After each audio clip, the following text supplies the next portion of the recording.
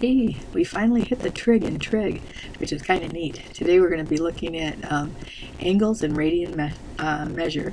In this chapter, folks, we are going to be looking at some of the trigonometry that you'll remember from before. There's right triangle trig in here. We'll also give you some things that you've not seen before. We're going to start with our old friend angle, folks, with some different vocabulary perhaps. We're going to call this side the initial side of this angle. And that would make the other side the terminal side. And you can see, terminal side, that I am in the habit of thinking about angles as counterclockwise rotations about some point called a vertex. Okay? Counterclockwise rotations about some point called a vertex. If we place the vertex of an angle on the origin and put its initial side on the x-axis,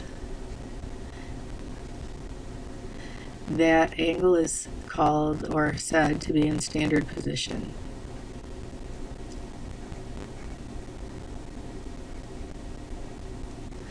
I have a couple things that I want to talk about here. First off, I'd love to have you think about this. A good definition for an angle is this: two rays that share an endpoint. When that angle is in standard position, one of those rays is anchored at the origin, the other is free to rotate about. In this case, we have an angle that rotated less than 90 degrees. We know that that's acute. This angle has been rotated more than 90 degrees, but less than 180, so obtuse. Some of us are going to think, oh yeah, that angle has been rotated a bunch. We don't have a name for that. It technically is called a reflex angle when it's larger than 180 degrees.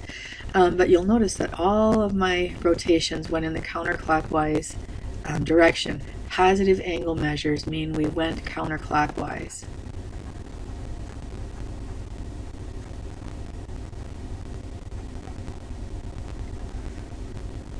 Negative angles, clockwise. So if I were to change color on the pen and think this angle would end up at the same spot as this, this would have a negative measure, this would have a positive measure. Let's move on. And we'll look again at some things that I think that you're already aware of. Previously, you've measured angles in degrees, and you know that one complete rotation in a circle, we get 360 degrees. We want to talk about angles in terms of radians, which you will remember from before. And I'm going to ask you to look here. The radian measure of any central angle is the length of the intercepted arc divided by the circle's radius, or it's got to be true that if we measure theta in radians, that is equal to the length of the intercepted arc divided by radius. Okay, that gives us a somewhat of a way to get at a definition for radian. 1 radian, folks, patient needed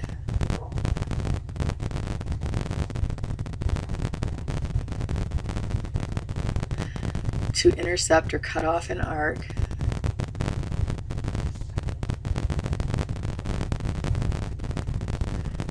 that's equal in length to the radius of the circle.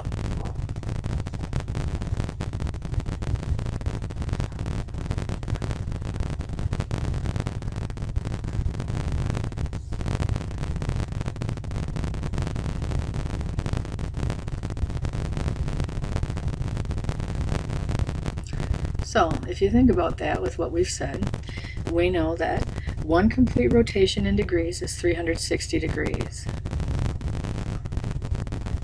And folks, the arc length of the entire circle is the circumference of the circle, and that would be, if this is the radius, circumference is 2 pi r. Well, if I want to translate that into radians, okay, I want to use this formula. The radian measure of a 360 degree angle is equal to its arc length Well, the arc length here is the circumference, 2 pi r, divided by the radius r. And you guys are mathematicians. You know that those r's cancel, and therefore a full rotation in radians must be 2 pi. Pretty slick, huh? Alright, so we want to get used today, or have you remember how to switch between radians and degrees. And you know that if 360 degrees are equal to 2 pi radians, that can be simplified a little. Both sides divide by 2. 180 degrees must be equal to pi radians. And we'll use that conversion factor to help us convert between degrees and radians. So this is the important thing that we're going to look at here and put to good use right now. If we want to convert 50 degrees to radians, well, we're starting out with 50 degrees. What we want are radians. So if we're going to use this as a conversion factor, that 180 is the same thing as pi radians, I want the radians to be on top, so I'm going to put pi on top and degrees on the bottom. And I'm multiplying 50 degrees by, you guys, this really is just 1. If 180 is equal to pi, then that you're multiplying by 1, not changing anybody's value. You're just displaying it a different way. And you'll remember to multiply fractions, it's top times top over bottom times bottom, and 50 over 180 reduces by a factor of 10 to 5 pi over 18. And there's a conversion. This would ask us to go the opposite direction, to take 3/4 pi radians and turn it into degrees. Well, this time we want degrees on top, so we're still multiplying by 1, not changing anybody's value, only its appearance. But the pi's cancel out, and we're looking at top times top is 540, bottom times bottom would be 4, and 540 divided by 4 is 135. So 3 pi over 4 radians is 135 degrees. Good, and I know that you remember from doing that previously. What I'd like to ask you to do next is a bunch of little conversions. This would be a good place to shut off the recording. I'm going to fill in my angle measures in both degrees and radians so that I can use this as a resource forever and ever. 0 degrees, 0 radians. That's not hard. Up here we're at 30 degrees. And I'm going to do the scratch work out here. I want to turn that into radians. I multiply by pi over 180, and I know that 30 goes into 186 times, so this is pi over 6 radians. I'm going to leave the outside parentheses here blank. That's not what I'm interested in on this unit circle, although I will fill those in later. 45 degrees, if I multiply 45 times pi over 180, I know that 45 goes into 180 4 times. So this would be pi over 4. Here's 60 degrees, and 60 times pi over 180 is pi thirds. 90 degrees, pi halves. And now we're going around the circle. I have my unit circle filled in. This is going to be a great tool for me for the next couple of days, weeks. So I want to keep that in a place where I have it handy. Let's move on. This activity asks us to draw and label an angle in standard position whose measure is negative pi fourths. Folks, it's up to you how you think about this, but negative, I know I'm going to be going in the clockwise direction. And many of us think better in degrees than in radians, so this might not be a bad place to change it to degrees so that we are in our comfort zone. And 4 goes into 180 45 times. So this is a negative 45 degree angle. That means we're talking about that critter right there. That's our theta. A second one asks us about 15 pi sixths. Well, folks, I want to turn that into a number of degrees again, just because most of us are happier in degrees. The pi's cancel. 6 goes into 180 30 times. So we're really talking 15 times 30. And that would be 450 degrees. Oh, that's more than a rotation. 450. So if we take away 360 from that, 15 minus 6 is 9.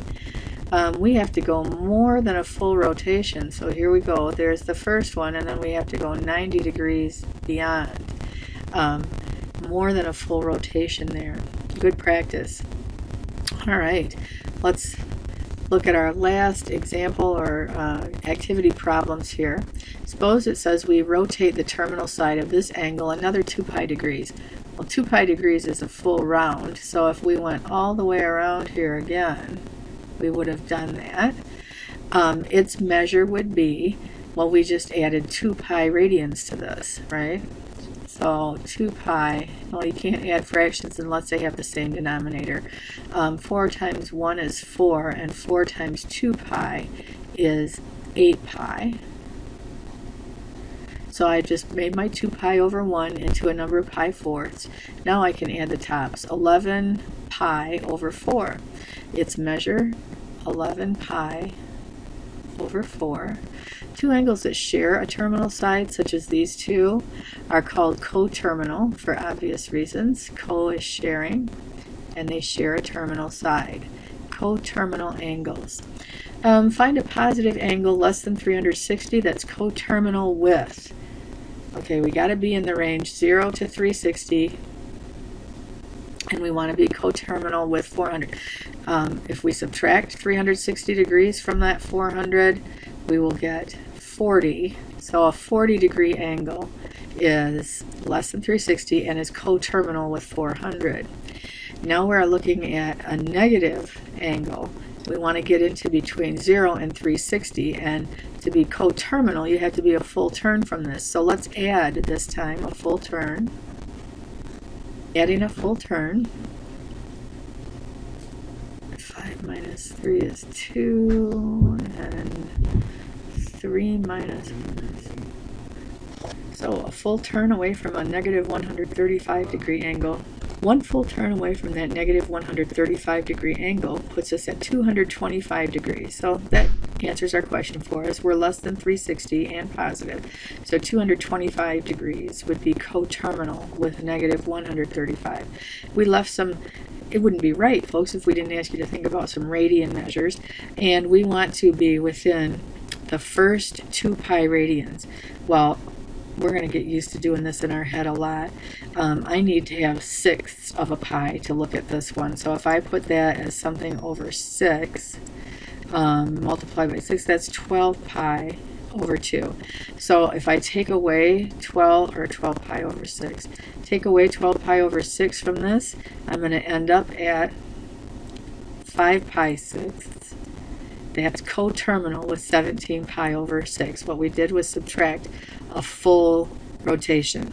Here we're in negative radians, and we want to get to positive, so we need to change our 2 pi radians over 1 to being some number of 12ths, since that's the denominator here.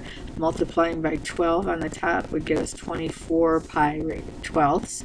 So we're going to add 24 pi over 12. The adding is because we started negative, we got to get within. So let's see. That's going to give us 23 pi 12ths is coterminal with negative pi 12ths. Very good. I hope this helped you remember some things that you learned in Algebra 2. I'm not sure if the term coterminal was new to you, but if it was, it just means two angles that share the terminal side. And we were finding coterminal angles here by either adding or subtracting full rotations. Okay. I hope that you'll get out there and do that. You try as quickly as you can. Have a good evening.